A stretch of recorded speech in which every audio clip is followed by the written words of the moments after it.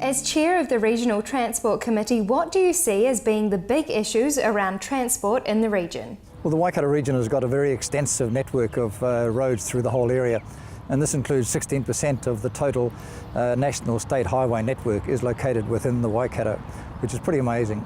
And if you look at the freight that goes through here, approximately 50% of the total freight of New Zealand also is either generated within the Waikato or transport through.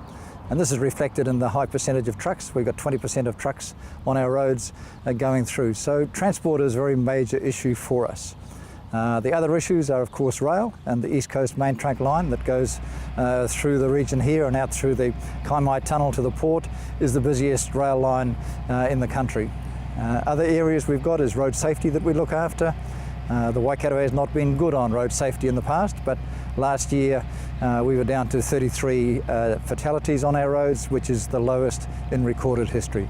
So those are the areas that we're looking at. Why is the Regional Council involved with it? The Regional Council is involved on a legislative requirement. The legislation requires that the Regional Council will form a Regional Transport Committee. The legislation also then goes on to say who will be a member of that committee. And it includes an elected member, normally the Mayor of the city, and all the district councils throughout the whole of the Waikato region. They are appointed members to the committee. As well as that, we have one senior representative from New Zealand Transport Agency who sits on the committee. And this committee has decided that to help us, especially with road safety issues, we have appointed the road policing manager, Inspector Freda Grace, and she also sits on our committee, and that's the makeup of the committee, and it's a legal requirement. What can be done to address the transport issues and requirements for the future? Okay, the thing that the Regional Transport Committee must do under the legislation is to produce a regional land transport plan. And this is something that we have to go through, and we're in the process of doing that right now, of working out the next 3 years of what we want to see in the plan.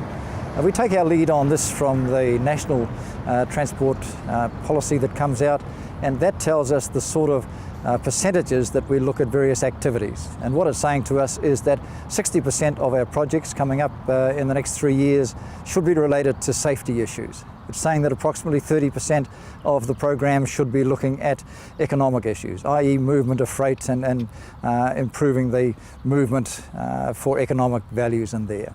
And then there's also a section in there that says we need to look at walking and cycling as well as that.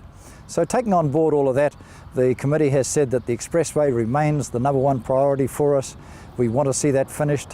And when it is finished in 2019-2020, there will be around about $2 billion worth of investment in this area, which is an enormous benefit to the Waikato on itself. But the two areas that we're still waiting for confirmation of to be finished is the Hamilton section and the Long Swamp section. And those are the two that we're looking at coming into there. Other areas we're looking at, especially in the safety area, we're looking at the roundabouts at Hamilton, at Cambridge there, at Hillcrest, and putting some work into there. There's also an area south of Taupo, which is called Bully Point, and that again has had a lot of vehicles rolling over, an environmental possibility danger to the lake, and so we're putting that in the program as well.